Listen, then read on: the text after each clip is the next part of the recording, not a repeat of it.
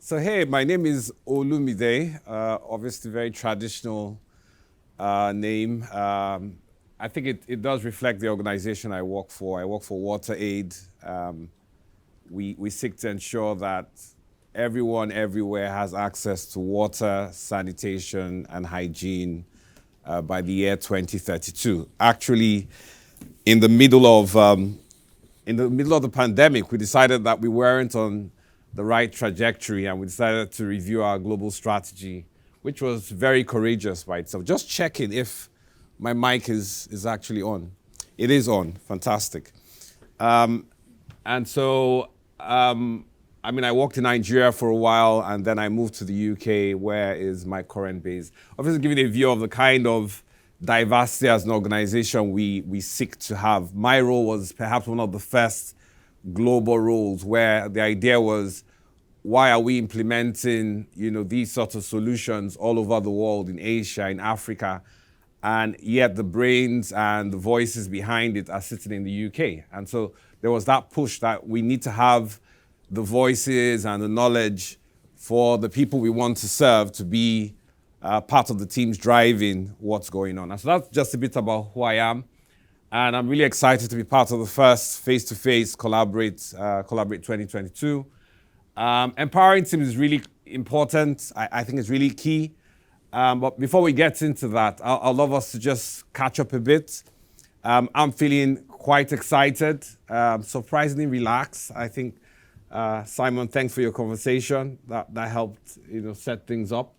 And I would invite you to have a conversation with someone next to you, essentially asking how you're feeling, how are you doing. And I know it's Friday, so that's a normal thing to be thankful for. But I want to ask, what are you thankful for beyond the fact that it's Friday and the weekend is here? So have a 1 minute or less conversation with someone next to you, and then catch up.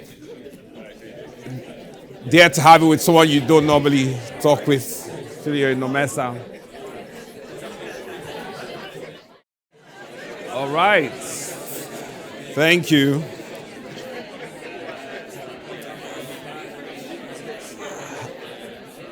Let me try and if I can rein back. I don't want to lose my audience to one-to-one conversations, but yeah, fantastic. Yeah, that was really good. Thanks for having conversations. And one of the things in my organization we found we need to improve on is having these one-to-one conversations. As you would see, they are critical along the journey of especially change. I hear that the way you fold your hands, and I know it's not great to fold your hands as a body posture, but I hear how you fold your hands is actually sometimes a reflection of your personality. And so this is how I normally would be comfortable folding my arms. Just, can I challenge you to do the same thing?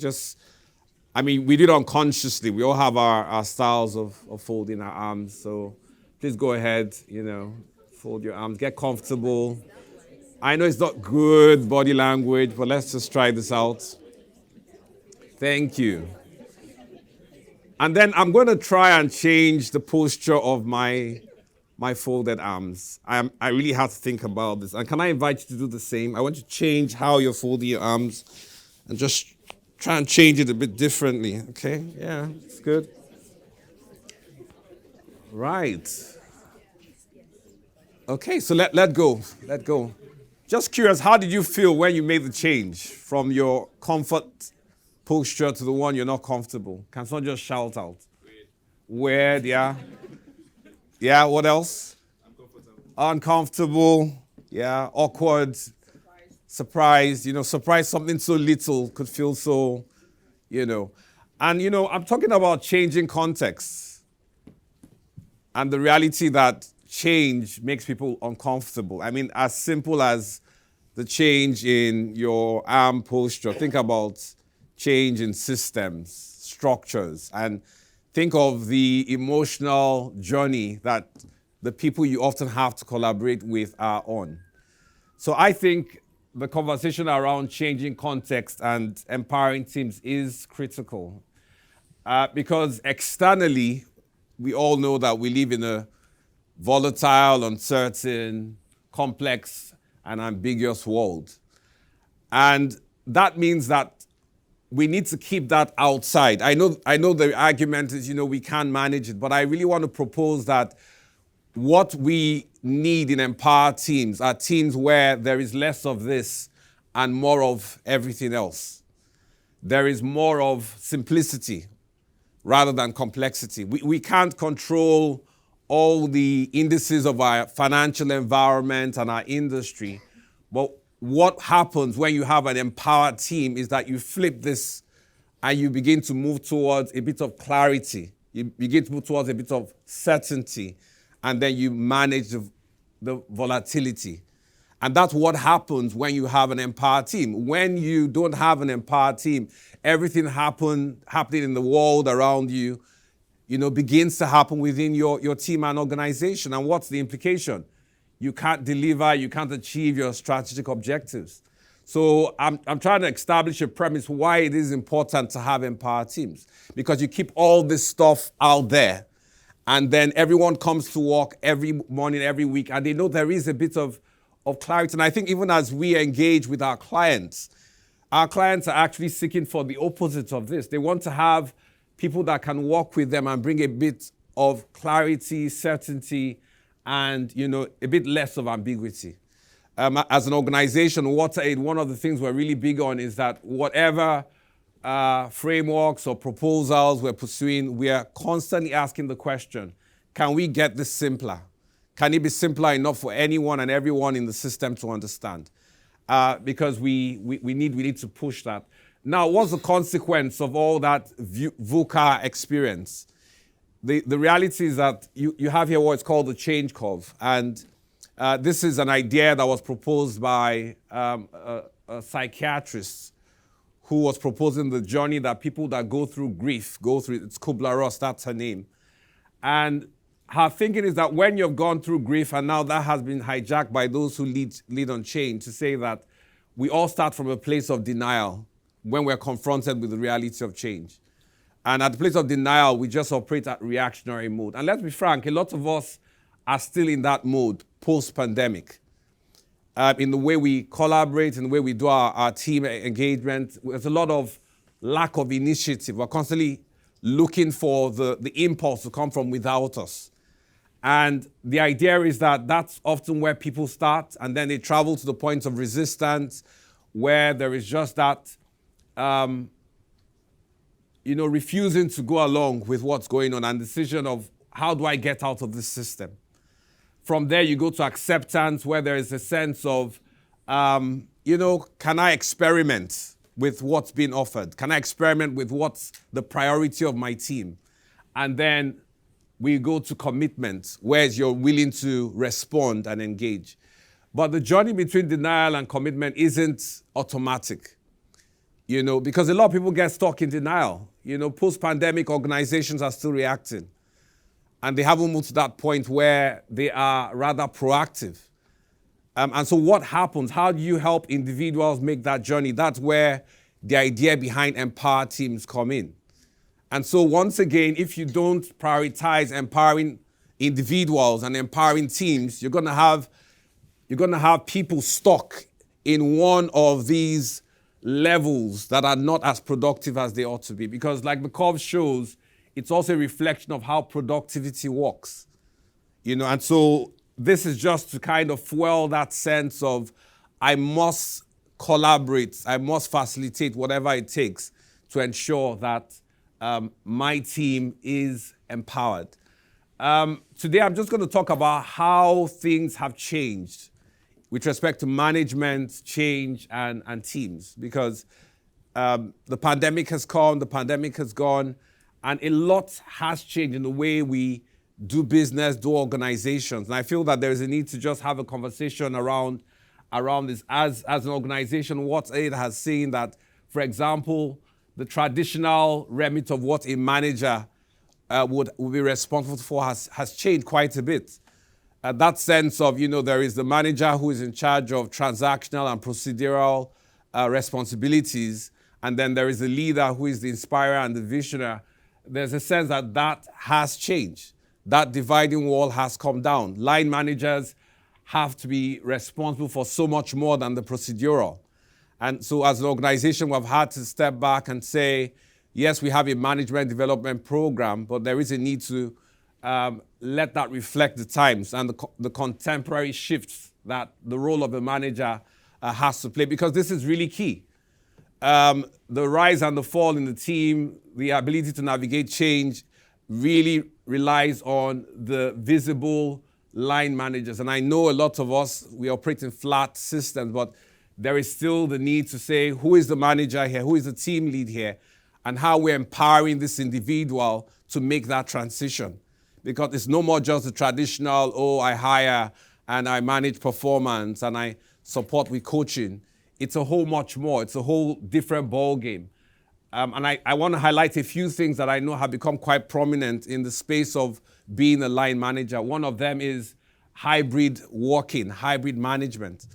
And there is a sense that as line managers don't automatically just get the ideas and principles they need to manage people working in Bristol and London and Amsterdam or wherever they are. In my case, Nigeria or Nepal or Southern Africa. These are skills, these are competencies, just like collaborate, we have heard, that you can learn. And so there has to be that conscious sense of how are we developing our line managers and team leads to be able to manage people and to make that transition where I need to see you to be able to ensure I get the best out of you, to you're working virtually and I'm not so much concerned about the time you're spending, but rather your ability to define what's most important to your role and make that happen. And this is a shift that is happening in the management space, and this is a shift we must make happen as leaders, as players in organizations. So hybrid management is key. It's also important we create spaces for conversations to actually have our team members to decide where do you want to work, because it's all about how do we optimize the change world. It's really a different world that we live in now in some ways. And there is a hunger and a passion to have that freedom to work from different places. And we need to give spaces to have those conversations with people coming into the organization and people that are already part of the organization to say what works best for you, and design frameworks that would allow and empower managers to say, I would lead my team because I have clarity of, for this individual, what works best for her or him, what works best for the tasks that he or she is involved in, and what works best for the team as a whole. And that means that, for example, in WaterAid, every week you have different teams coming to the office at different times. There is no cut and paste, delivery in terms of hybrid. You have to give the frameworks, but you really have to leave the teams to decide those things and decide what works best for them. So that's an element that the line manager of today has to be conscious of. Another area is well-being. There has to be spaces where we really let people have conversations as to what does well-being mean for them. I mean, we've talked about psychological safety, and that's great. But in organizations like mine, well-being would mean, for example, someone in Nigeria where there's a lot of insecurity. Well-being for that individual would mean, how do I ensure I can go to work and come back safely? Well-being would mean places where, like Bangladesh, where they have currently issues around flooding and the rest. How can I secure myself and my family? So it's important that we give spaces for conversations, just like we started having those conversations, because it's very easy to come and think we know what well-being is for different team members. But we need to be open to let them have those conversations. We as managers, we can look at the data. We can then have those forward movements to say, this is what as an organization we can support with. And then this is how we can facilitate you in getting what we can provide for you. So well-being management is an area where the line manager of today is quite involved in. Diversity, equity, and inclusion is a big deal. It's great to look into this group of people and perhaps even look deeper into your organizations and ask yourself, how diverse are we in terms of the full range of indices, gender and race and sexuality? Because the details do show that people that organize that have diversity tend to have greater levels of engagement. So when you're coming to work and you have a reflection of different kinds of people, there is a sense that it does bring out the best. And so these are conversations that as line managers, as organizational leaders, we need to begin to have, and we need to begin to provide space for. We shouldn't compromise on quality. It's not a question of diversity versus performance. It's a question of how do we clarify these principles and then how do we marry those two? And it is possible. I think the final area is intentional recognition. One of the things that we probably have lost out from in the area of virtual working is, we often lose out on this informal engagement. You have a presentation like we are doing now, and afterwards we can have a conversation and you can hear well done and can hear feedback. Many times in the virtual space, that doesn't really happen because you shut out of Zoom or Teams or whatever it is and you move on to your next activity. And so there is a need, especially as line managers, we need to be very intentional in creating spaces where we can have those one-to-ones and then provide the recognition that our team members have. So essentially, these are just a snapshot of a few things that have changed, in the life of line managers. And the idea is that when we begin to embrace the new responsibilities that line managers ought to have, we actually are able to support our teams and individuals to travel this road a bit better. Because like I said, it's not automatic. You don't move from being reactionary to being responsive just by nature. There are proactive steps that you need, especially line managers and teams, need to put in place to help, teams and individuals to make that journey. So the essence is that teams have changed. Line managers' responsibilities have changed, and we need to equip them to make that happen. And then the idea is there is a lot of change going on. And especially for a lot of us in the technology space, I think it's helpful to clarify that, there is the element of project management, the element of how do we design solutions that benefit organizations, clients, whoever that might be. But there is a need, especially for strategic projects, to always think about the people side. And sometimes we get it mixed up, but the reality is that change management is a fully people process. It's really about how do we get people to engage, adopt, and use the developments that have often happened in the space of project management. And so the ideas behind change management follow quite a number of models. But like you see, surprisingly, all the models seem to have the same characteristics.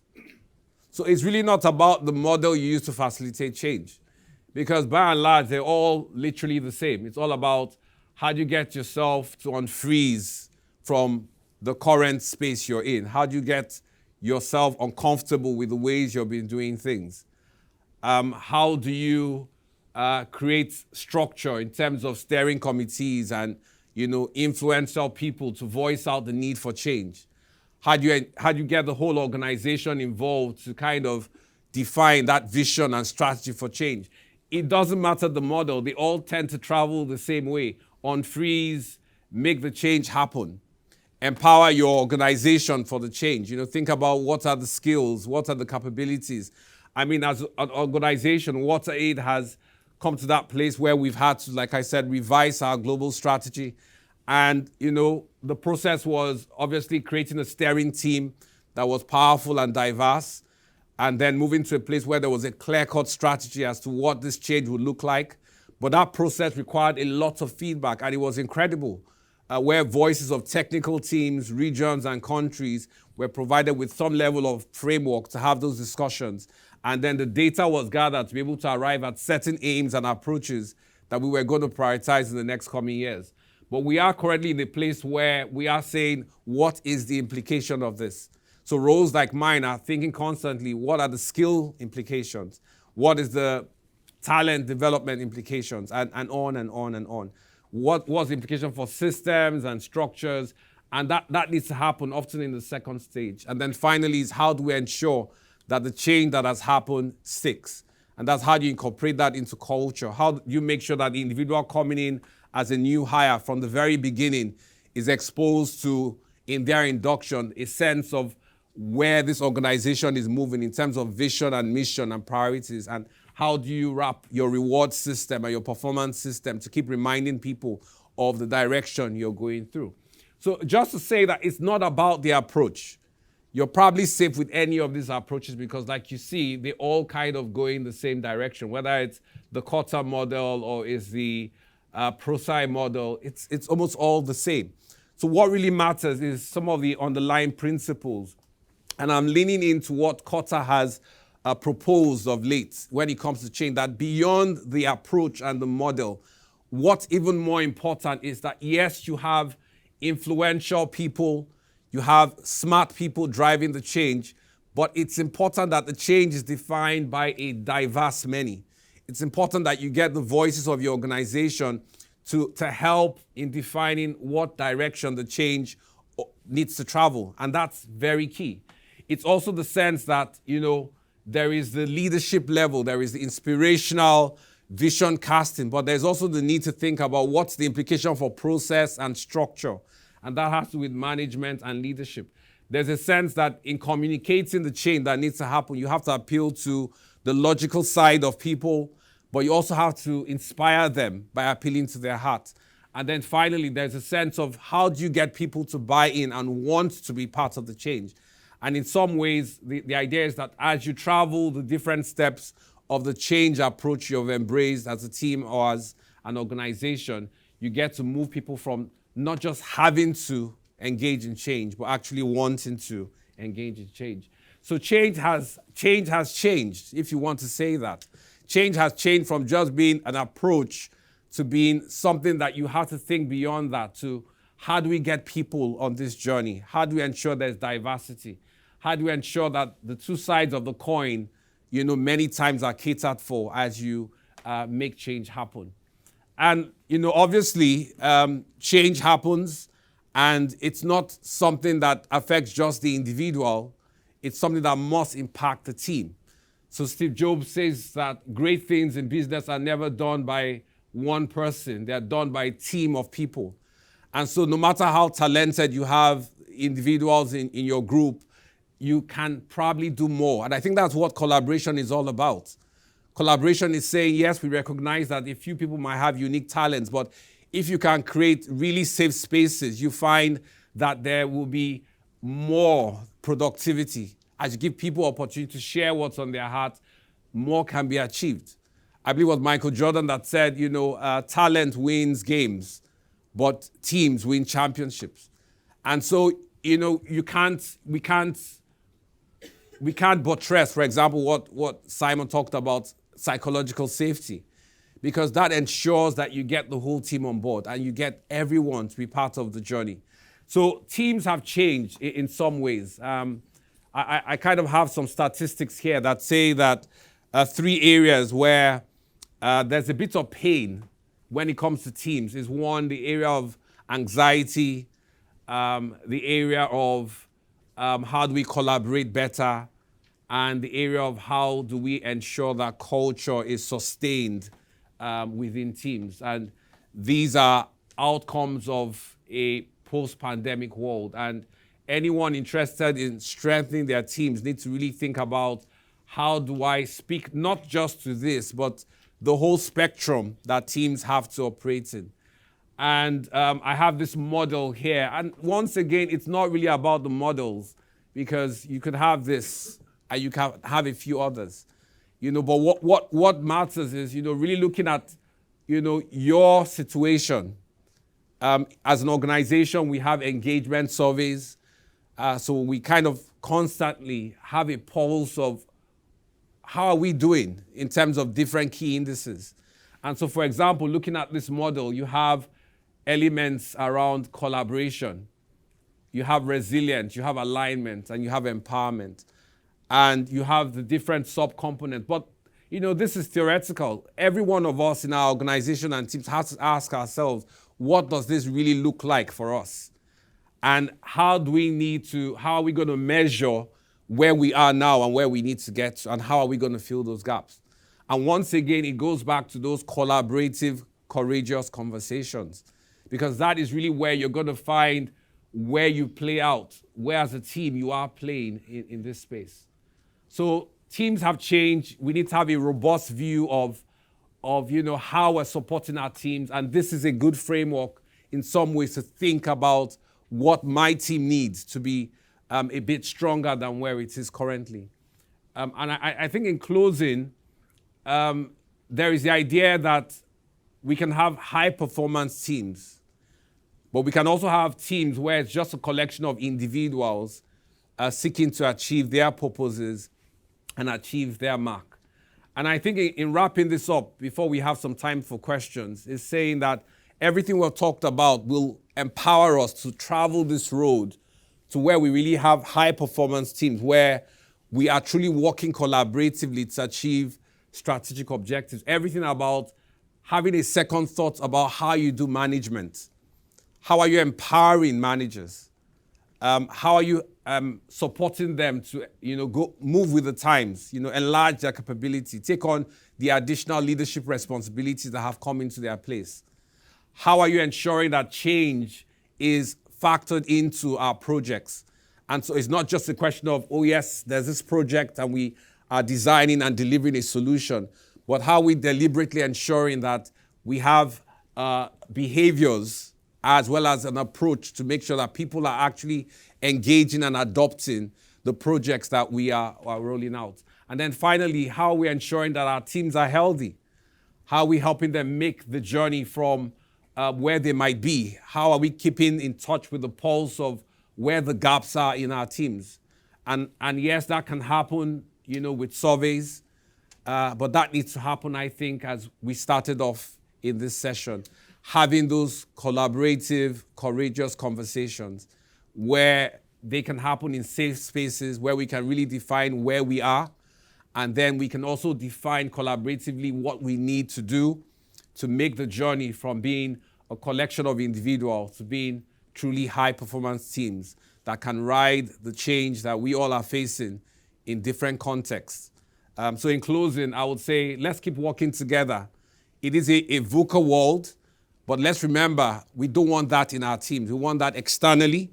We want to ensure that in our teams, we have certainty, we have simplicity, we're able to navigate ambiguity, and there is less of volatility. So thank you so much. Thanks for listening. And well done. You survived.